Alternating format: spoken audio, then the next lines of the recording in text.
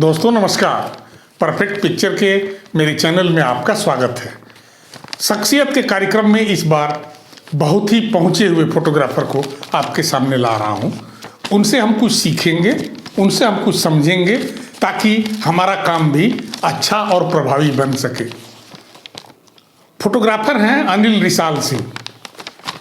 सन 1954 में जन्मे अनिल रिसाल सिंह लखनऊ में रहते हैं। देश और दुनिया की जितनी मशहूर बॉडीज हैं फोटोग्राफी को लेकर, उस सब में बहुत प्रमुख रहे हैं। मैं उनका पूरा परिचय देना भी मुझे संभव नहीं हो पा रहा है, तो इसलिए मैं कुछ थोड़ा बहुत आपके सामने रख रहा हूं। और ये मैं अभी सूचित करना चाह रहा हूं, मेरे दर्शक अगले बुधवार को भी अनिल रिसाल सिंह के इस कार्यक्रम को जरूर देखें। उस दिन मैं उनके द्वारा खींची गई बहुत प्रभावी तस्वीरें दिखाऊंगा। वो हमें सिखाएंगी भी, हमें अचंभित भी करेंगी और हम बहुत आनंद भी लेंगे उनकी तस्वीरें देखकर। तो आज हम सिर्फ अनिल रिसाल जी से बात करते हैं और समझते हैं फोटोग्राफी के बारे में।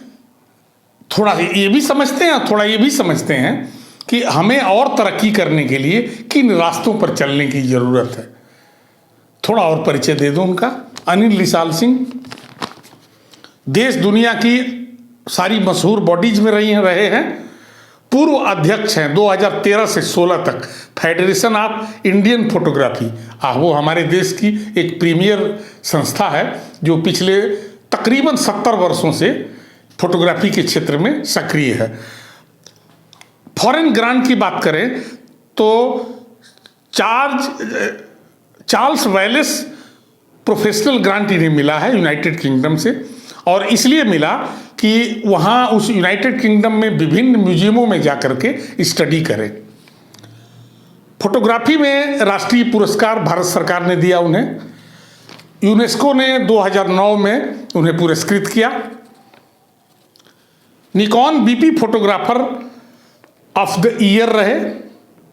सोनी विश्व फोटोग्राफी अवार्ड लिए। संस्कृति मंत्रालय भारत सरकार ने उन्हें सीनियर फेलोशिप से नवाजा।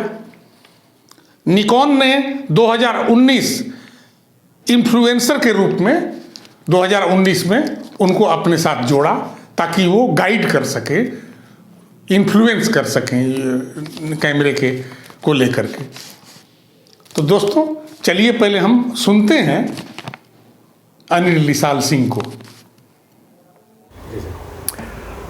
मेरा नाम अनिल रिसाल सिंह है और मैं लखनऊ शहर का वासी हूँ। और फोटोग्राफी मेरा एक हॉबी नहीं, मुझको ऐसा लगता है कि अगर मैं फ़ोटोग्राफी ना कर रहा होता तो क्या करता। शायद मुझे नहीं लगता कि मैं कुछ और काम इतनी अच्छी तरीके से कर सकता। तो आप कह सकते हैं कि फ़ोटोग्राफी मेरा ऑब्सेशन है और फ़ोटोग्राफी ही मैं जीता हूँ। और जैसा मैंने आपसे कहा कि हर पल मैं फ़ोटोग्राफी जीना चाहता हूँ। जितनी ज़िंदगी के दिन जितने और बचे हैं उनको भी मैं वो हर पल फ़ोटोग्राफी जीना चाहता हूँ। और जैसा मैंने कहा कि मैं लखनऊ वासी हूँ। लखनऊ में हमारा एक कैमरा क्लब है, लखनऊ कैमरा क्लब, जो करीब 42 ईयर्स ओल्ड क्लब है। उसका मैं इस समय प्रेसिडेंट हूँ। और एक हमारी राष्ट्रीय संस्था है फेडरेशन ऑफ इंडियन फोटोग्राफी, उसका मैं पास्ट प्रेसिडेंट हूँ। 4 साल मैं 2013 से 2016 तक मैं उसका प्रेसिडेंट रहा। तो मेरी गतिविधियां जो हैं और मेरे जीवन की दिनचर्या जो है वो फ़ोटोग्राफी के इर्द गिर्द ही घूमती है। तो ये एक मेरा संक्षेप सा परिचय है। 50 साल से करीब मैं फ़ोटोग्राफी को जी रहा हूँ। और मैं ये बताना चाहूँगा कि जब मैं शायद 5 या 6 साल का था, फ़ोटोग्राफी मेरे फादर की हॉबी थी।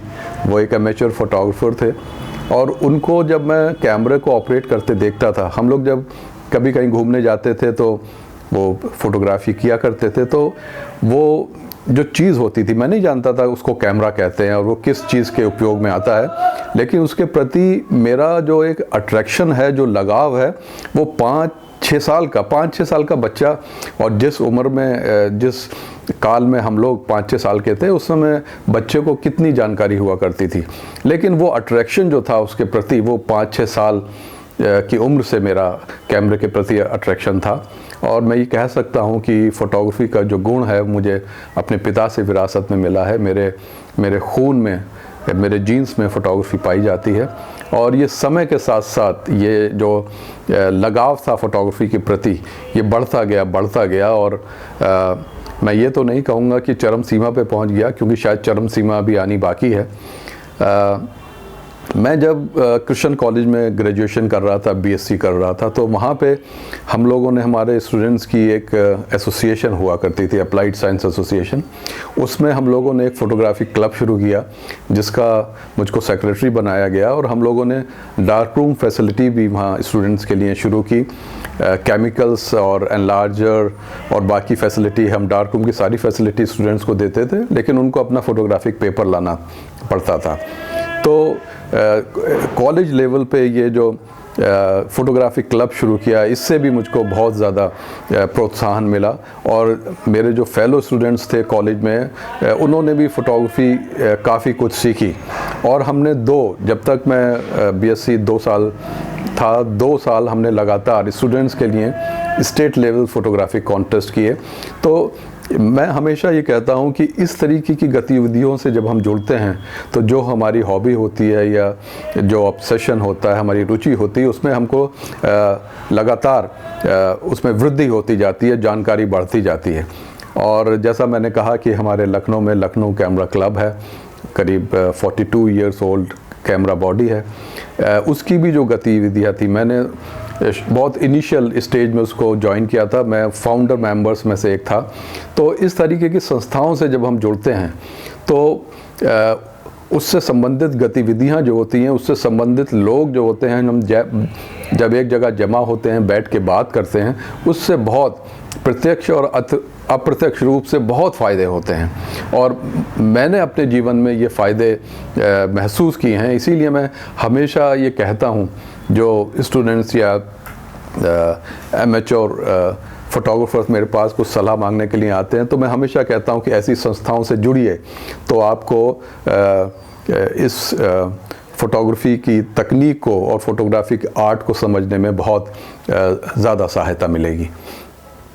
मैं हमेशा से अपने साथी फ़ोटोग्राफर्स को प्रोत्साहित करता हूं कि इन संस्थाओं से जुड़िए, क्योंकि इन संस्थाओं से जब हम जुड़ते हैं, लोकल लेवल पे भी, जैसे मैंने बताया कि लखनऊ में मैं हूँ, तो लखनऊ में लखनऊ कैमरा क्लब है, उसके हमारे करीब 60-65 मेंबर्स हैं। और राष्ट्रीय स्तर पे भी मैं बताना चाहूँगा कि हमारी एक संस्था है, फेडरेशन ऑफ इंडियन फ़ोटोग्राफी, जिसका मैंने आपको बताया कि मैं 4 साल प्रेसिडेंट भी रहा। ये एक प्रीमियर फोटोग्राफिक बॉडी है अपनी कंट्री की, और ये बहुत पुरानी है। 1952 में इसकी स्थापना हुई थी, और इसका हेडक्वार्टर्स जो था बेंगलोर में था। और ये फ़ोटोग्राफी की ऐसी राष्ट्रीय संस्था है जो बहुत एक्टिविटी फ़ोटोग्राफी की करती है थ्रू आउट द ईयर। और फ़ोटोग्राफी से संबंधित सिर्फ भारतीय गतिविधियाँ ही नहीं, अंतर्राष्ट्रीय स्तर की जो गतिविधियाँ होती हैं, उनकी भी जानकारी हमें इसके द्वारा फेडरेशन ऑफ इंडियन फ़ोटोग्राफी से मिलती है। ये अपना एक जर्नल, मंथली जर्नल भी प्रिंट करते हैं, जिसको व्यू फाइंडर बोलते हैं।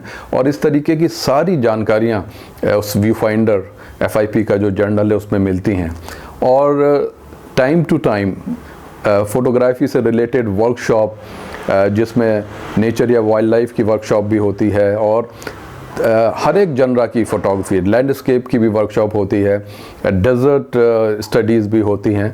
और time to time federation of Indian photography जो है इस तरीके की वर्कशॉप करती रहती है, जिसमें जो इसके मेंबर्स होते हैं वही आ सकते हैं। तो इन वर्कशॉप को, जिसमें उस सब्जेक्ट से संबंधित जो एक्सपर्ट होते हैं, वो बहुत सी जानकारियाँ देते हैं। तो इन वर्कशॉप को ज्वाइन करने से भी बहुत सी जानकारियाँ हमें मिलती हैं। और एक और बहुत बड़ा एडवांटेज है फेडरेशन ऑफ इंडियन फ़ोटोग्राफी के, जब आप मेंबर होते हैं तो परोक्ष रूप से आप जो इंटरनेशनल संस्था है जो यूनेस्को से अप्रूव्ड है, federation international de art photography, जिसका हेडक्वार्टर जो है वो फ्रांस में है, उसके भी आप इनडायरेक्ट मेंबर हो जाते हैं। तो इस तरीके से आप इंटरनेशनल लेवल पे जुड़ जाते हैं। तो मैं हमेशा अपने जो मेरे युवा साथी हैं जो फ़ोटोग्राफी करते हैं उनको हमेशा ये एडवाइस देता हूं कि आप फेडरेशन ऑफ इंडियन फ़ोटोग्राफी के मेंबर बनिए। तो जो फ़ोटोग्राफी गतिविधियां अपने देश में या विदेशों में होती हैं उसका जानकारी आपको होती रहेगी। दौर तो बदला है और दौर there is a tremendous change. हम लोग उस एरा के हैं जब एनालॉग फ़ोटोग्राफी करते थे, फिल्म इस्तेमाल होती थी फ़ोटोग्राफिक इमेज को कैप्चर करने के लिए। आजकल जो है वो डिजिटल एरा है, डिजिटल टेक्नोलॉजी आ चुकी है, बहुत बदलाव हो चुका है फ़ोटोग्राफी में। जैसा मैंने कहा कि हम लोग तो एनालॉग एरा के हैं और मुझको अभी भी लगता है कि फ़ोटोग्राफी की जो फाउंडेशन है वो एनालॉग फ़ोटोग्राफी है। आज चलन में नहीं है, लेकिन जो हमारा इतिहास था उसको भी हमें जानना बहुत ज़रूरी है।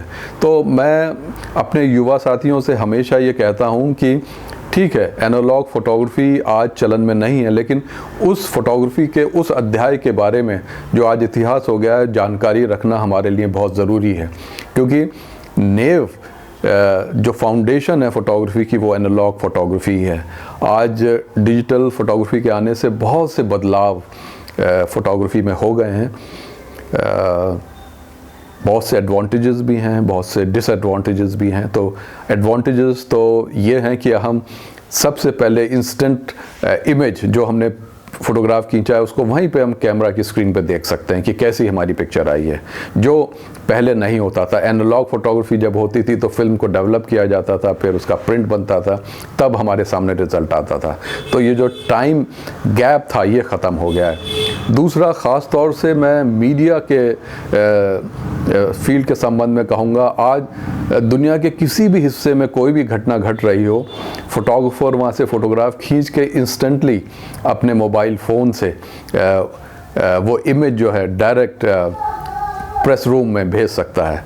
तो विद इन अ मिनट वो इमेज जो है वो मीडिया को या न्यूज़पेपर को मिल जाती है और वो अगले दिन के न्यूज़पेपर में उसको वो उस खबर के साथ छाप सकते हैं। तो ये एक बहुत अच्छी चीज़ हो गई है। मैं अगर डिजिटल टेक्नोलॉजी के बारे में उसकी क्या विशेषता है और क्या एडवांटेजेस हैं तो बहुत एक अलग विषय है, बहुत समय लग जाएगा, तो मैं ज़्यादा समय ना लेके, लेकिन जैसे मैंने कहा कि ये सर्वविदित है कि हर एक एडवांटेज के साथ कुछ डिसएडवांटेजेस भी हैं। तो डिजिटल फोटोग्राफी में बहुत से एडवांटेजेस हैं लेकिन कुछ डिसएडवांटेजेस भी हैं। आज जब हम फोटोग्राफी की बात करते हैं तो दो चीज़ें हमारे सामने आती हैं, एक तो तकनीक, टेक्नोलॉजी, और दूसरा एस्थेटिक। तो अभी हम एस्थेटिक्स की बात नहीं कर रहे हैं, तकनीक technology plays very very important role in photography. आज तकनीक इतनी सरल कर दी गई है कि एक बच्चा भी एक बहुत अच्छी और शार्प पिक्चर खींच सकता है। तो टेक्नोलॉजिकल अगर हम देखें तो फोटोग्राफी की तकनीक इतनी विकसित हो गई है कि सारा कुछ जो है इतना ऑटोमेशन हो गया है कि कैमरा अपने आप सब कुछ तय कर लेता है। लाइट कितनी है उसको मेजर कर लेता है, उसके हिसाब से एक्सपोजर फैक्टर्स क्या होंगे, शटर स्पीड क्या होगी या अपर्चर क्या होगा, कैमरा अपने आप कर लेता है, ऑटो फोकस कर लेता है। बस हमको अपनी पिक्चर फ्रेम करके और शटर रिलीज बटन दबाना होता है। तो तकनीक का जो पहलू है आज वो नगण्य हो चुका है, क्योंकि वो टेक्नोलॉजी या जो इक्विपमेंट है वो अपने आप कर लेता है। तो ये सोचा जाने लगा है कि फ़ोटोग्राफी तो बहुत एक आसान चीज़ है, लेकिन मैं ये कहना चाहूँगा कि जिस चीज़ को हम बहुत आसान समझते हैं या बहुत छोटा समझते हैं वो बहुत मुश्किल होती है। फ़ोटोग्राफी सीखने में शायद एक उम्र भी जो है वो पूरी नहीं पड़ती। तो एक ख़राबी ये हुई है कि बहुत जल्दी हम लोग समझने लगते हैं कि फ़ोटोग्राफी में हमने पारंगत अपने आप को कर लिया, जबकि ऐसा नहीं होता है। तो ये एक ख़राबी हुई है कि बहुत जल्दी आजकल जो लोग जिनकी हॉबी है फ़ोटोग्राफी या फ़ोटोग्राफी करते हैं, जिसमें मोबाइल फ़ोटोग्राफी भी आती है, बहुत जल्दी वो ये समझने लगते हैं कि हमने फ़ोटोग्राफी में बहुत हम प्रवीण हो गए हैं, बहुत एक्सपर्टाइज हमको मिल गई है, जबकि वास्तव में ऐसा नहीं होता। तो ये डिजिटल टेक्नोलॉजी के आने से जो ईज़ ऑफ टेक्निकल थिंग्स हुआ, उसकी वजह से ये ऐसी मान्यता होने लगी है कि हम फ़ोटोग्राफी में पारंगत हो गए हैं, जैसा जबकि ऐसा नहीं होता। तो ये एक डिसएडवांटेज भी है डिजिटल टेक्नोलॉजी का। लेकिन जैसा मैंने कहा कि एडवांटेजेस बहुत हैं डिजिटल टेक्नोलॉजी फ़ोटोग्राफी में। जब से आई है, हमें बहुत सी चीज़ें इतनी सरल हो गई हैं कि हम जिसकी कल्पना भी नहीं कर सकते थे। एक क्षण एक ऐसा रोचक वाक्य तो बताना थोड़ा सा मुश्किल होगा, मैं कोशिश करता हूँ। हाँ, एक चीज़ मुझे याद आ रही है, एक या दो चीज़ें कहना चाहूँगा। जैसा मैंने आपको बताया था कि एक अंतर्राष्ट्रीय संस्था है, federation international de art photography, जिसका हेडक्वार्टर फ्रांस में है और जो यूनेस्को से संबंधित है। उसका एक हाईएस्ट ऑनर होता है जिसको बोलते हैं एमफीएफ, master federation international de art photographic. ये मान्यता ये है कि ये जो मास्टर्स है एफसीएफ का, इसको इक्विवेलेंट मानते हैं पीएचडी के इन फोटोग्राफी। और आप डायरेक्ट एमफीएफ के लिए अप्लाई नहीं कर सकते। इससे जैसे हमारी जो शैक्षिक योग्यता होती है, पहले हम हाई स्कूल करते हैं, फिर इंटरमीडिएट करते हैं, फिर ग्रेजुएशन करते हैं, फिर पोस्ट ग्रेजुएशन करते हैं। इसी तरीके से जो सबसे नीचे पायदान का जो इनका डिस्टिंक्शन या ऑनर है, एफीएफ, आर्टिस्ट फेडरेशन इंटरनेशनल फोटोग्राफिक, उसको हमको करना पड़ता है। उसके 3 साल के बाद नेक्स्ट हायर जो होता है ईफीएफ, एक्सेलेंस फेडरेशन इंटरनेशनल फोटोग्राफिक, उसको हमको क्लियर करना पड़ता है। और उसके 3 साल के बाद जो मास्टर्स है, master federation international de art photographic, उसके लिए हम अप्लाई कर सकते हैं। और इसके लिए जो सबसे शुरुआती होता है एफीएफ, उसके लिए हमको 10 इमेजेस सबमिट करनी होती हैं, ईफीएफ के लिए 15 और मास्टर्स के लिए 20 इमेजेस। और इन द मीन टाइम एफीएफ या ईफीएफ के लिए आप ऐसे अप्लाई नहीं कर सकते, और से बहुत क्राइटेरिया होते हैं जो आपको फुलफिल करने पड़ते हैं। तो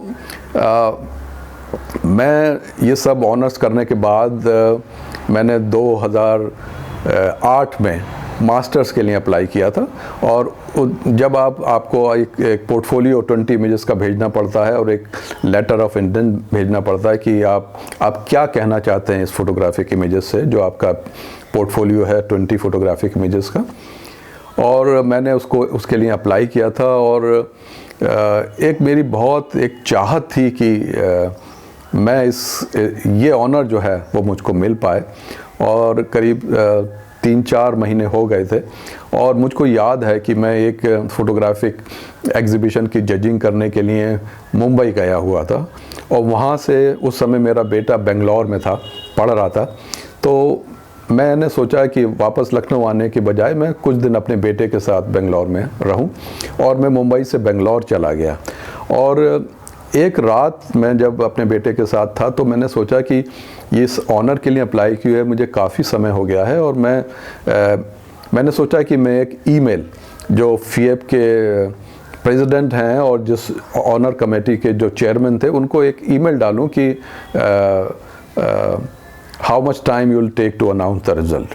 और मैंने रात में ये ईमेल डाल दिया। और सुबह जब मैं उठा तो ऐसे ही नेट पे जाके कुछ देख रहा था, तो मैंने देखा कि 2 ईमेल आए हुए हैं। और जब मैंने उन ईमेल को देखा तो देखा वो फीएफ से ही आए हैं। और जब मैंने उनको ओपन किया तो उसमें मेरे लिए ये सूचना थी कि एमफीएफ जो है वो मुझको मिल गया है। वो क्षण मेरे जीवन का, अगर मैं फ़ोटोग्राफी से रिलेटेड चीज़ की बात करूं, तो एक ऐसा रोमांचित मैं हो गया कि मुझको ऐसा लगा एकदम से कि ये पूरा संसार मुझको मिल गया।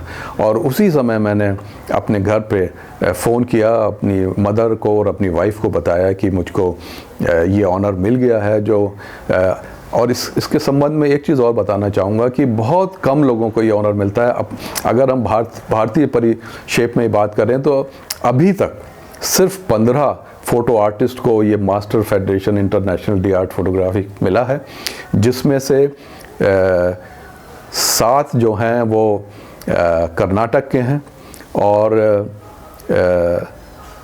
6 जो हैं वो कोलकाता के हैं, 1 जो है पटना के हैं और 1 मैं जो लखनऊ का हूँ। तो मैं अपने आप को बहुत भाग्यशाली मानता हूँ। मेरी ये दिली ख्वाहिश थी कि मुझको मैं इस ऑनर को प्राप्त कर सकूँ और मैं ईश्वर का बहुत धन्यवाद देता हूँ कि ये ऑनर मुझको मिल पाया। मैं ईश्वरी की कृपा इसको मानता हूँ। तो मैं यही कहना चाहूँगा कि पक्का इरादा और ये जो एक लगन है, इस लगन के साथ आप इसमें लगे रहें। मैंने ये महसूस किया है कि हमारे जो युवा साथी हैं जो फोटोग्राफी के क्षेत्र में काम कर रहे हैं या काम करना चाहते हैं, वो बहुत टैलेंटेड हैं। हमारी जनरेशन से ज़्यादा टैलेंट है, मैंने ये महसूस किया है और ये सिर्फ मैं कहने के लिए नहीं कह रहा हूँ। लेकिन एक चीज़ मैं हमेशा और महसूस करता हूँ कि हमारे जो युवा साथी हैं जो फोटोग्राफी में कुछ करना चाहते हैं, उनमें पेशेंस की थोड़ा कमी है। वो सब कुछ बहुत जल्दी हासिल कर लेना चाहते हैं और जब वो जल्दी हासिल नहीं होता तो थोड़ा सा वो डिसहार्टेंड हो जाते हैं, मायूस हो जाते हैं, उदास हो जाते हैं और कभी कभी मैंने देखा है कि वो फिर फोटोग्राफी छोड़ भी देते हैं। तो मेरा ये मानना है, जैसा मैंने अभी कहा, कि जब हम कला की बात करते हैं और फोटोग्राफी की बात करते हैं तो उसमें बहुत धीमे धीमे हम ऊपर चढ़ते हैं, शिखर की तरफ बहुत धीमे धीमे बढ़ा जाता है, बहुत ग्रेजुअल होता है। तो समय को आप समय दीजिए और जितना आप धीरे धीरे चढ़ेंगे उतना दृढ़ता से आप शिखर की ओर बढ़ते जाएंगे। तो और उन्नति आपके साथ ज़रूर आएगी, लेकिन इसके लिए कड़ी मेहनत और समय को अपना काम करने दीजिए, बहुत जल्दी मत करिए। मेरी ये जो जर्नी है, जो फोटोग्राफी की यात्रा है, करीब 50 साल से थोड़ा सा ज़्यादा हो गया है मुझे फ़ोटोग्राफी करते हुए और मुझे अभी भी लगता है कि बहुत कुछ सीखने को करने को बाकी है और जितनी भी उम्र ईश्वर मुझे और देगा, मुझे लगता है कि वो उम्र भी पूरी नहीं होगी सब कुछ सीखने के लिए।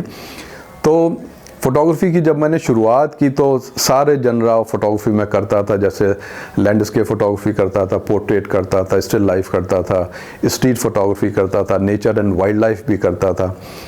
लेकिन शायद ऐसा ही होता है, 2-3 साल ये करने के बाद मुझको लगा कि लैंडस्केप फ़ोटोग्राफी में मेरे ज़्यादा इंटरेस्ट है और मनुष्य को वही काम करना चाहिए जो उसको अच्छा लगता है या जिसमें उसको इंटरेस्ट होता है, तो उसमें उसकी उन्नति और तरक्की के जो प्रकरण होते हैं वो बढ़ जाते हैं।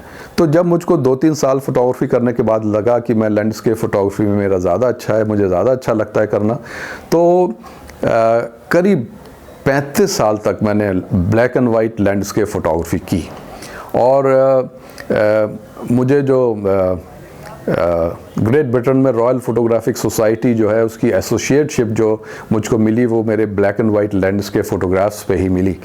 तो एक लंबे समय तक मैंने लैंडस्केप फ़ोटोग्राफी की और इतने लंबे समय तक फ़ोटोग्राफी, क्योंकि मुझे अच्छा लगता था। मैं फ़ोटोग्राफी क्यों करता हूँ? मैं फ़ोटोग्राफी इसलिए करता हूँ कि मुझे अच्छा लगता है। When I am able to make a good photographic image, वो जो खुशी, वो हैप्पीनेस और जॉय जो अपने कंटेंटमेंट अपने अंदर जो मैं महसूस करता हूँ, उसको मैं शब्दों में बयान नहीं कर सकता। तो विशेषकर मैं फ़ोटोग्राफी जो करता हूँ वो इस खुशी के लिए करता हूँ। Distinction, awards, name and fame, ये सब सेकेंडरी हैं, ये बाय प्रोडक्ट हैं। तो इतने लंबे समय तक black and white photography, landscape photography करने के बाद मुझको लगा, मैंने अपने आप से एक सवाल किया कि मेरे सामने खूबसूरत भूदृश्य है या लैंडस्केप है और उसका मैंने एक सुंदर छायाचित्र या लैंडस्केप पिक्चर बना ली, तो मैंने क्या कमाल किया। वो पहले से ही सुंदर है। हो सकता है फोटोग्राफिक प्रोसेस से और अपने इमेजिनेशन से मैंने उसमें थोड़ी सुंदरता बढ़ा दी हो, लेकिन वो वस्तु पहले से सुंदर है और तब मेरे अंदर ये इच्छा जागृत हुई कि मैं ऐसी साधारण चीज़ों की फ़ोटोग्राफ करूं और उनको इस तरीके से फ़ोटोग्राफ करूं कि वो साधारण ना रह जाएं, असाधारण हो जाएं। और यहाँ से एक नई जर्नी शुरू हुई, जो मैंने काम करना शुरू किया, जो उसका जो थीम सामने आया वो था study of form and colour. और इस थीम के अंतर्गत आकार और रंगों के साथ जो इमेजेस हमको मिलती हैं उसकी फ़ोटोग्राफी मैंने शुरू की।